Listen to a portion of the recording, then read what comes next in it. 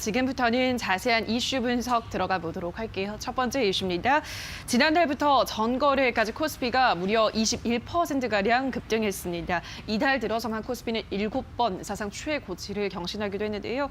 자, 이렇게 무섭게 상승하는 코스피 앞으로 더 오를 거다라는 기대감도 있는데요. 반면에 이제는 많이 올랐고 좀 넘어질 수도 있다라는 우려의 목소리도 나오고 있습니다. 그 우려의 목소리의 이유는 4분기 기업 실적 전망치가 낮아지고 있다라는 분석인데요.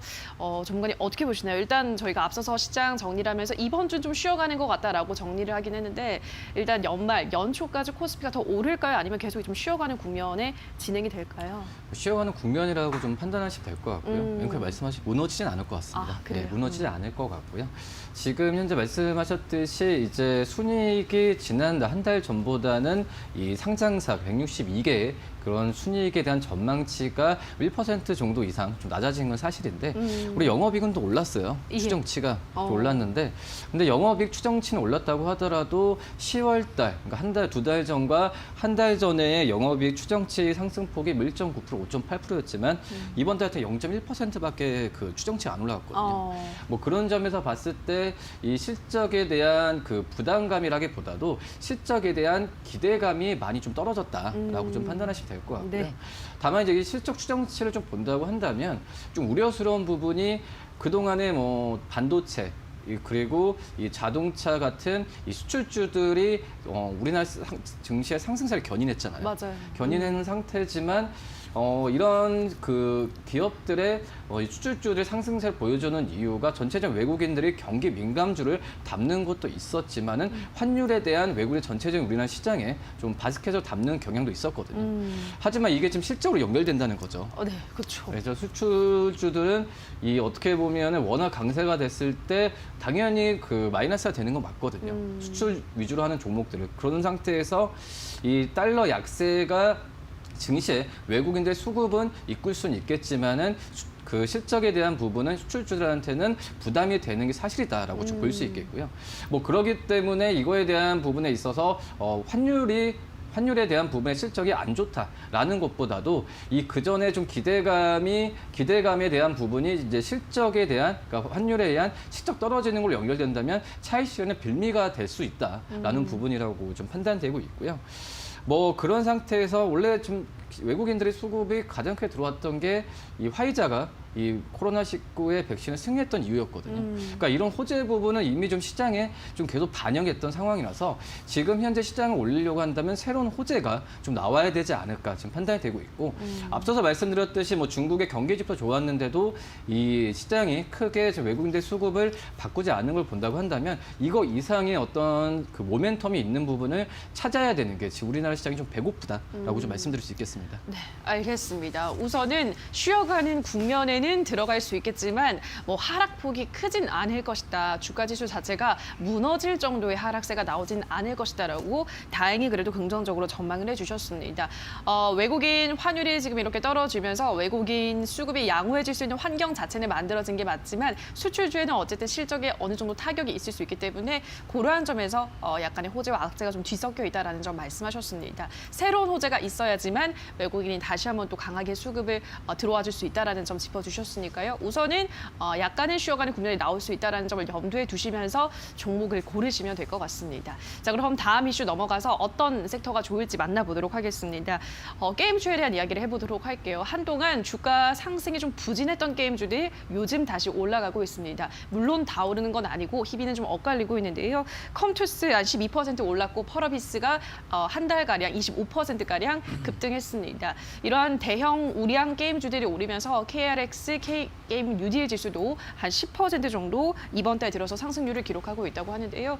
그동안 시장이 좋았는데요, 전문가님. 게임주들이 못 간 건 아무래도 신작이 출시가 좀 늦어지면서 지연되면서 그러한 점이 영향이 있었을까요? 그렇죠. 이제 게임주들 같은 경우에는 실적을 뭐 움직이는 90% 주가를 움직이는 그 모멘텀의 90%가 실적과 이제 신작 게임 출시거든요. 하지만 올해 연말에 많이 예정됐었던 이 게임 업체들의 신작이 내년 1분기로 다 많이 미뤄졌기 때문에 어떤 투자 심리가 좀 급격하게 좀 위축되면서 이 BBIG 안에서도 좀 소외됐던 게 사실이다라고 네. 볼 수 있겠는데, 뭐 최근 같은 경우에 연말에 이렇게 좀 분위기가 그나마 좀 좋은 이유가 이 컴투스가 중국 쪽에 판호를 허가를 받았어요. 네, 그렇죠. 3년 9개월 만인데 그 이후로 어떤 중국 시장에 대한 진출 기대감도 있는 부분이 기폭제가 되는 상태고요. 뭐 하지만 중요한 부분 말씀드린 신작 출시인데, 뭐 NC소프트의 어떤 대만에 대한 출시에 대한 부분 같은 경우에도 1월 달로 좀 확정이 된 상태고, 다른 여러 여타 게임 업체들 같은 경우에도 내년 1분기에 그 출시에 대한 부분에 있어서 이번에 연기하기에도 좀 힘든 상황이기 때문에 예정대로 가지 않을까 이렇게 예. 좀 판단이 되고 있고요.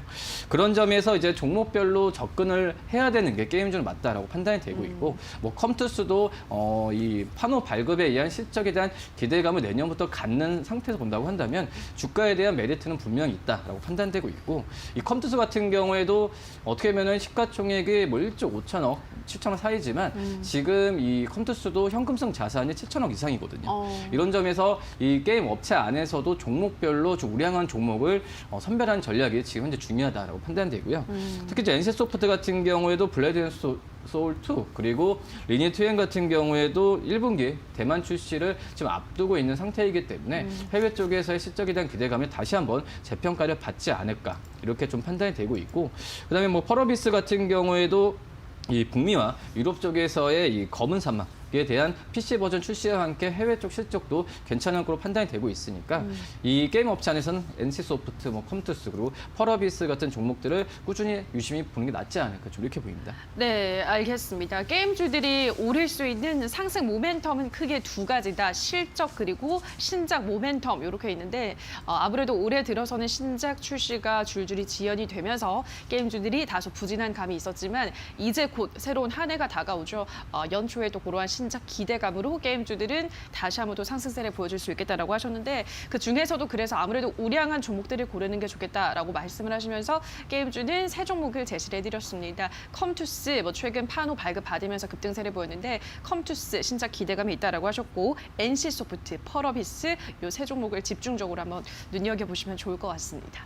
자, 그럼 다음 마지막 이슈도 가보도록 하겠습니다. 이번에는 LG 디스플레이에 대한 이야기 해보도록 할게요. 오늘 이 종목이 52주 최고가를 다시 썼습니다. 신한금융투자에 따르면 내년 이 종목의 매출액은 지난해보다 9%가량 증가한 26조 원대로 추정되고요. 영업이익도 1조 30억 원 규모로 3년 만에 흑자 전환할 것으로 예측되고 있다고 합니다. 그러한 실적 턴 어라운드 기대감에 오늘 강세를 보여주고 있는데, 어떻게 업황 회복의 신호탄이다라고 볼 수 있을까요, 전문가님?